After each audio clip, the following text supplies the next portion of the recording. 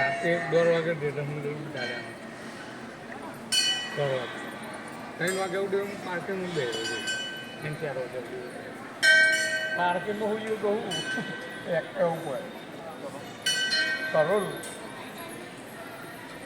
કંટાળી જવા પેલો ના જવાય ગોમની જાતર તો ચાલે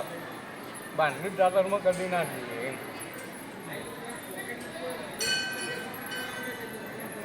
હું કંટાળી જઈએ તો હું તો પેલા વિષ્ણુજી હતા દોસ્તા દ્વારા